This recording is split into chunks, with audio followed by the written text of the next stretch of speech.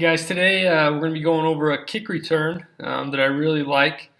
A few things to think about when you're deciding which kick return plays to implement, and what strategies that you use on kick return. Some things that are important to remember is anytime that you have a good angle on a block, it's going to be much better than having a guy try to catch a block. So a lot of these wall type things where you're running back to a spot, turning around, lining up with a guy and just trying to square on hit him, that's a tough ask for 15, 16-year-old kid to be able to go out there and do that, especially when the other guy's got a full head of steam running. It's a situation that it might end up getting people hurt, and it's not going to be very successful for you as a return team. Another thing I like to remind everybody of is if you had one play where you could get the ball to your best player with space and you knew exactly where the defense was going to be, how often should you score on that play? I mean, you would say most of the time we'd score on offense if we knew exactly how the defense was going to line up. We could get the ball to our best player. We could put whoever we wanted out there to block in whatever spot we wanted, and we'd score. So I think that the kick return in all levels of football is way underutilized.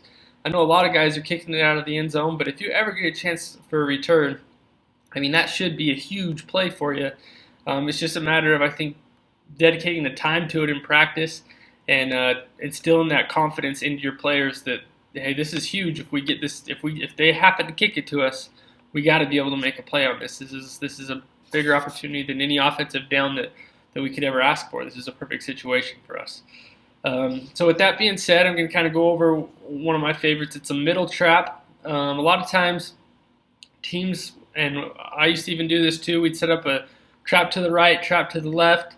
A lot of times, though, you end up running into the sideline, and then you have to cut back, and people can use that sideline as leverage against you and run you kind of into the boundary and kind of corral you in there. If you can keep things in the middle of the field, I almost like it better because you can go either way and you have tons of room to work.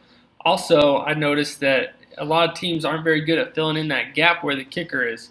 So, and if the kicker lines up in the middle of the field and you got a guy to his right, guy to his left, and they're standing in their lanes, a lot of times the biggest lane is right where the kicker was because those guys don't fill in. So there's kind of a natural seam right there in the middle that if you can set up good angle blocks everywhere, you can get a split down the seam and go right down the pipe and go one-on-one with the kicker, which is a game I think you're going to win most of the time. So let's go over the middle trap here on Chalk Talk, and I'll show you a clip. All right, so we're looking at the red team. This is our kick return team here. You're going to line up 5 across the 50, one guy in the middle. You want the outside guys to be head up to inside of the second guy in on both sides, and then the other two splitting the difference between the two. The way we're going to count off the kickoff team is 1 through 10. We're not ever going to count the kicker. So I put him back here. He's number 11. But 1 through 10 across the front, we're not going to count the kicker. So we're going to have assignments based on these numbers. So it's just critical that, no matter how they line up, if they put a guy over here and they've moved the kicker over here, you're still counting. This is still the 5th guy. No matter what side of the kicker he's on, it's still the 5th guy. So just keep that in mind as you're coaching up your guys that we just don't count the kicker and we're going 10 across. The reason we don't count the kicker is because he's the one that we for sure don't want to block. Remember, you're going to have one guy that's going to return the kick. You're going to have 10 other guys. They'll have 11 guys trying to make the tackle. If you could pick the first guy not to block, it's going to be the kicker usually. Usually he's not much of an athlete. Sometimes he is, but most cases you're going to get away with it by not blocking the kicker. So as far as responsibilities go, you're going to go two by two with the remaining guys. These are your speed guys that are deep, obviously. These are your jitterbug type dudes, guys that are tough to tackle in the open field, guys that are playmakers. So, I mean, we're hoping that the ball's going to get back to one of these two. If not, we're going to have great field position anyway. But as the ball comes back to him, I'm going to show you all how we set up the angles on these blocks. So as these guys stay in their lanes and come down the field, everyone's going to have a responsibility of who they're blocking. This outside guy here, this guy is going to be responsible for number 2. That's why he wants to line up inside number 2, because he's going to want to kick him out. Remember, our goal is to move everybody on this team to the outside of the hashes to split the seam into the middle. So he's going to run alongside 2. As soon as 2 tries to make a break inside, that's when he's going to wall him off. Okay? If 2 just wants to run straight down the field and stay outside the hashes, we'll just run right with him. We're just not going to let him inside the hashes. Okay? We're not going to let him knife in here and make a play. So that's his job on this. That's all he's going to do, is make sure that that guy doesn't get inside the hashes.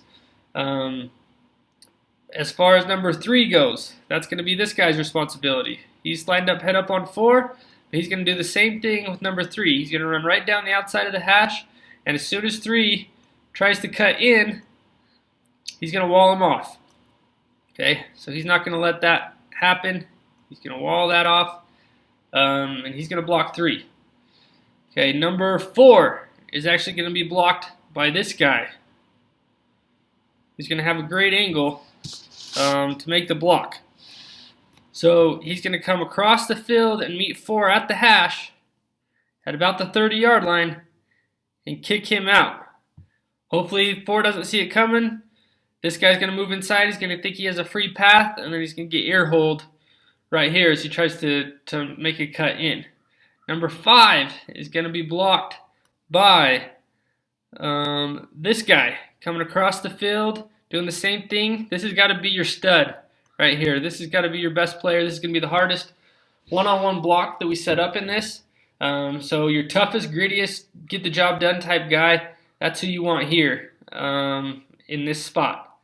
And he's going to kick him out, and he's got to drive him outside the hash. He's got to displace 5 and move him. And it should be a pretty good angle for him to come across and just get a knockout shot. Number 6 is going to be blocked by this guy. We're actually going to double 6 because it's so important that we get this block. So this is 6, and he's going to somewhat catch him and try to angle him and start driving him this way and get hands on him and try to move him outside the hash. Meanwhile, this guy is going to double with him. He's going to come across and knock him out. Okay, so if we get hands on him, slow him down, then we're going to get the knockout shot right there. So between your stud here and a stud here and a stud here, you should be able to, you want to be able to displace these 2 guys and make this gap even bigger. So you see, if you can displace these 2 guys, you already have pretty much a huge area right between the hashes to work. 7 is going to be blocked on a cross block by this guy. So he's going to do the same thing, meet him about the 30-yard line and ear hole him right there as he's coming down. 8 is going to be blocked by this guy. So he's going to come down and he's going to wall him off and don't let him get inside the hash. As this guy comes down, same thing.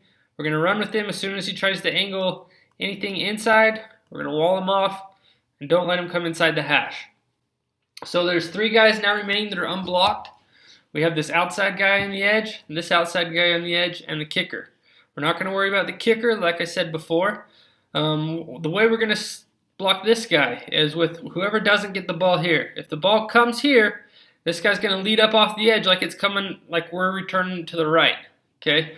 Hopefully it moves some of these guys over to the right just by seeing this guy run off the right, because usually he's the lead blocker.